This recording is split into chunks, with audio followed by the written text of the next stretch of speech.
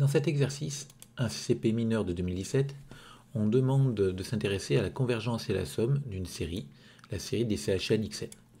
Donc ici, il s'agit visiblement d'une série entière, enfin on peut la voir aussi comme une série de fonctions, mais on va la voir comme une série entière. Et pour déterminer son rayon de convergence, j'ai choisi dans ce cours léger d'utiliser le critère d'Alembert pour les séries numériques. Donc en prenant x différent de 0, on a CHN XN qui sera non nul pour tout n dans n. Et quand on calcule le quotient du terme suivant sur le précédent, donc CHN plus 1, XN plus 1 sur CHN XN en valeur absolue, c'est équivalent, alors CHN plus 1 est équivalent à exponentielle n plus 1 sur 2, CHN est équivalent à exponentielle n sur 2, donc les sur 2 s'annulent. Le x, je garde en valeur absolue x puissance n plus 1, pareil, x puissance n en valeur absolue, et je simplifie, et on obtient que ça tend finalement vers e fois x. Donc le critère d'Alembert pour les séries numériques me dit que si e fois x est plus petit que 1, attention pour le critère d'Alembert, il faut toujours que j'ai x différent de 0, c'est-à-dire si x est plus petit que 1 sur e en valeur absolue, alors la série des CHN XN converge absolument. Du coup, mon rayon de convergence, il va être au moins égal à exponentielle moins 1.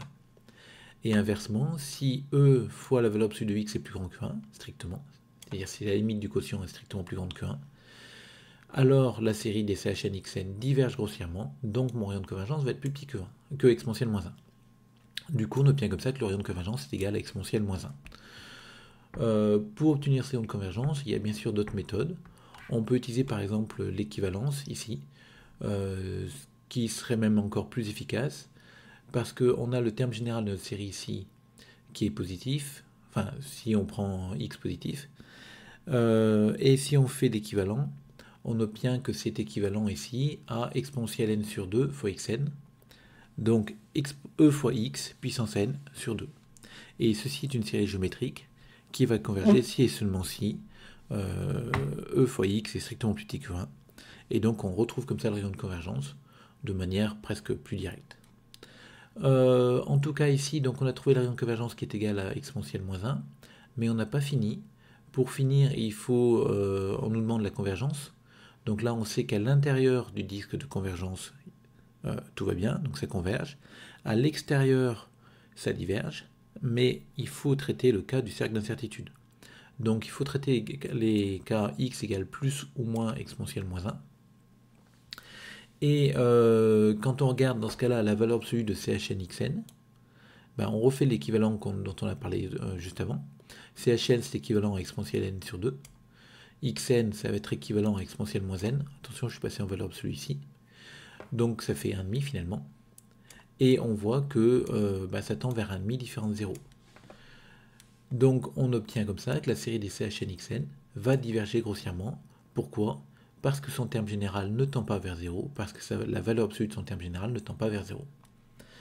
Donc on a divergence grossière, et du coup on obtient que sur le bord du cercle d'incertitude, il y a divergence, et finalement il y aura convergence uniquement à l'intérieur du cercle d'incertitude, donc entre moins exponentielle moins 1 et exponentielle moins 1.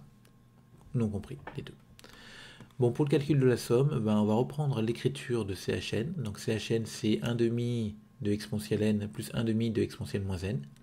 Et on va regrouper les exponentielles n xn ensemble et exponentielle moins n xn ensemble. Et on va faire comme ça apparaître, quand on veut calculer la somme des CHN xn, deux suites géométriques, ou deux séries géométriques. Ces deux séries géométriques sont convergentes, parce que ex en valeur absolue c'est plus petit que 1, d'après le choix qu'on a fait pour x, qui est compris entre moins exponentielle moins 1 et exponentielle moins 1. Exponentielle moins 1 x en valeur absolue c'est pareil, ça va être plus petit même que exponentielle moins 2, donc c'est compris entre moins 1 et 1. Donc ces deux séries géométriques convergent, on connaît leur somme, et finalement on obtient que par somme de séries convergentes, la somme des CHN XN, ça va être la somme de cette série-là plus la somme de cette série-là, et donc on a cette valeur-là qui apparaît.